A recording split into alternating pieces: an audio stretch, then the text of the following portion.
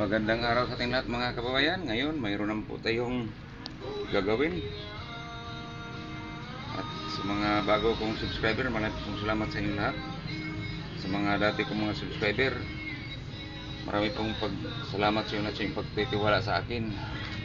Ito naman po mga kababayan, mayroon naman po tayong gagawin ngayon. Yung kaniyang yantas ay pumutok. Bumigay na yung yantas niya. Yung gulong niya ay sana ay wala tong sira sa ilalim. Yung kanya lang interior siguro na basag siguro sa ilalim yun kasi yung yantas niya talagang napaka wasak. So mga kababayan, yung bago pa lang nakapanood sa aking channel, yung gusto magtuto na mag-aral nitong klaseng mga trabaho, sana ay panoorin nyo ito para kunting kalaman lang.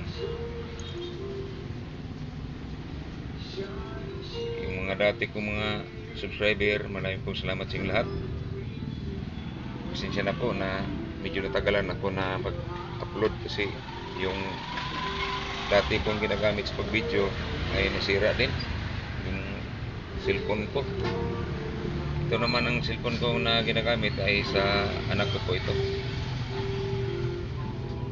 Ang sa akin lang, makapag-share lang sa aking mga ginagawa. Kahit ganito lang. Sa mga bagong mga gustong matuto, ito ang dapat yung gawin. Para mayroon kayo pong matutunan ng mga kabayan. Ngayon, umpisa na natin baklasin to para gawin na natin para hindi tayo matagalan. Sige mga kabayan, maraming pong salamat sa iyong pagpasubaybay sa akin. Sana yung bago pa lang nakapanood,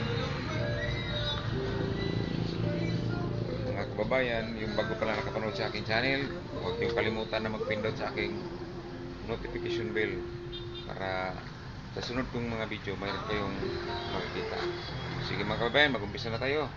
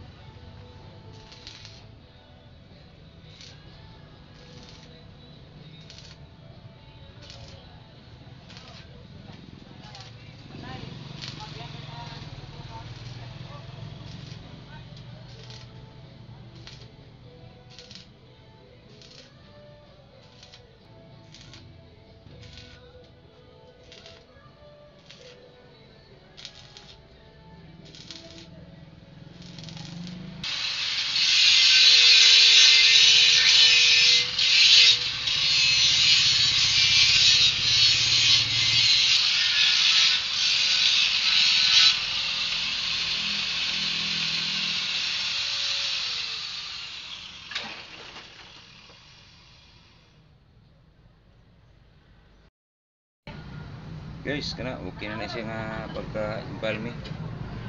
Kadua, repair lang ni siya nga pangsamantala samtang hindi pa mabilihan ng bago. Yan lang guys ang ipapakita ko sa inyo.